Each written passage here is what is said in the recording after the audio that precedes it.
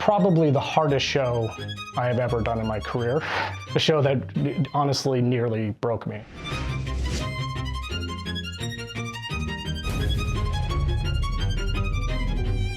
I was a huge fan of special effects, special makeup effects when I was a kid. Sci-fi movies, horror movies. So I followed Rick Baker, Steve Johnson, Rob Bottin, Chris Walas, all the top sort of shops at the time. I was just inspired by the idea of creating something out of nothing and putting that in front of camera and audiences being able to enjoy those characters. So early on, I just started tinkering. I went to the library. At that time, we didn't have the internet. So this is late 80s, early 90s. I found Dick Smith's book, Richard DeCourson's book, and really just started collecting makeup. My friends would have me do their Halloween makeup, so I'd get some practice ground. And I would save all that stuff and just, scare grandma and scare people with some gory things. I wanted to go to a makeup school, and I grew up in a pretty impoverished family, so I couldn't really afford something like that. So I just started cold calling. I started just going down a list of shops, trying to get in the door. I'd been working for 5 years at that point, predominantly in beauty, actually. I didn't really do a lot of special effects. Really, the bread and butter was beauty, print, fashion. Alec and Tom, the owners of ADI, took me under their wing. I got a chance to kind of come in and work in their mold department, which eventually led to working as an artist. I met Andy Schoenberg there, who works here. They went on to Stan Winston.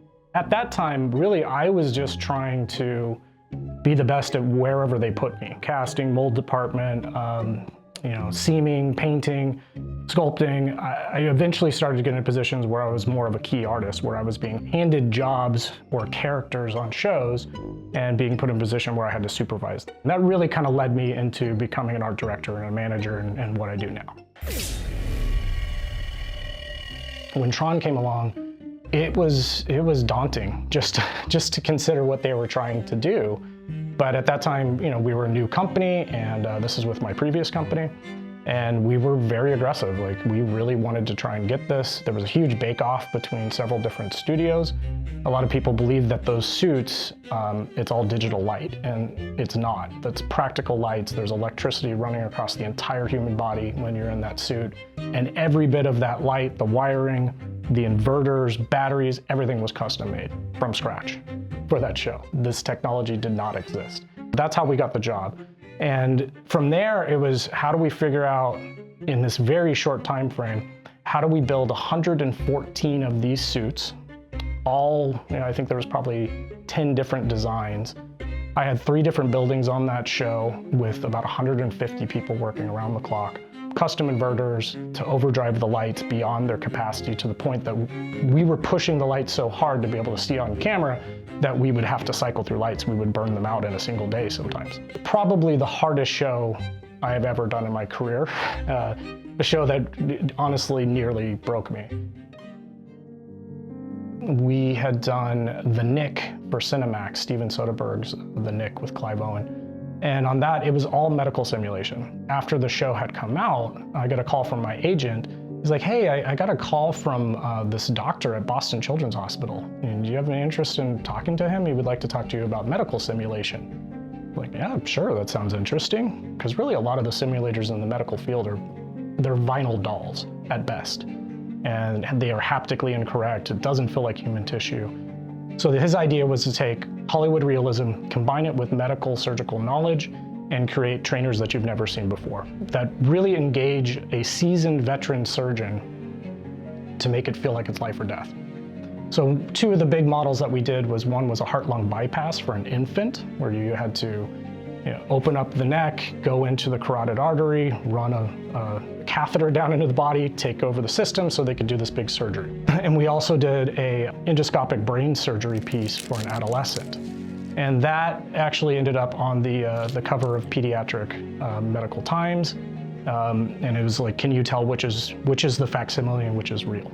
I actually had to go into the cadaver lab, myself and my lead engineer. We went in and actually did the surgery on a cadaver. So we actually had the hand-eye coordination, really felt what this was really like. We continue to work with Boston Children's Hospital to this day. And right now, since the industry is sort of in limbo, that's a big thing that I'm working on, because it's something that is very gratifying to me, knowing that you're building something that can help save a life opposed to entertain. So I started Fractured Effects in 2010, and really I had another company before that. The name Fractured is kind of a little irony because I had fractured away from my previous company that I had had for 5 years with a business partner. I knew at least with this time around, this go, I could kind of do it however I want. I didn't have somebody that was going to question my process or the type of jobs that I wanted to go after. And all these people that I had created these relationships with my previous company. And it just organically started. You know, I had founded the company. I did the first Insidious movie out of my garage, and because I still wasn't committed to this. And then I got a call for The Conjuring and 300 Rise of an Empire, and all these like little small shows. I'm like, wow, I gotta get a shop. And within 6 months, I had a fairly small studio that was close to my home that I could walk to. Again, not fully committed to this. And you know, bigger jobs just kept showing up. And within the first 2 years, I had gone from about 2,000 square feet to over 10,000 square feet. I really wanted to kind of see if I could create, you know, a business that I was proud of, a place that would help young artists grow and learn and give them an opportunity to work in a safe space and a culture that supported each other. And we've been able to do that. You know, we're 12 years in now. And first and foremost, I'm a makeup artist, and I love prosthetics, especially aging makeup, character makeup, because it's the most challenging thing you can do. You know, creatures are great, they're fun, they're amazing. They are also incredibly challenging in a lot of ways, but it can kind of be whatever you want. And everyone has seen what a human being looks like. The frame rates that we're dealing with and the resolution we're dealing with, it has to be precise. And that challenge is probably the most exciting challenge for me, is like how realistic can you make it? How well can it move? I think for anyone trying to get into this industry, especially for the makeup effects side of it, the lab side of this process, really diversity, I think, is key in your knowledge and your skill set. And you get a lot of that through school.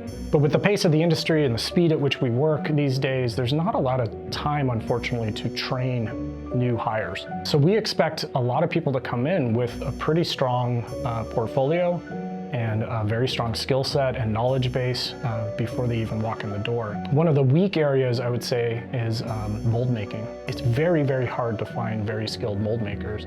It's the foundation of what we do, in my opinion. It doesn't matter how good your sculpture is, how great your paint job is, how great your casting is, if you've got a terrible mold or a bad life cast to start with or scan. I think if I had to give any advice into anyone getting into this industry is just be prepared for the pace of this industry. Take it all in, really develop a very wide scope, and never, never stop learning.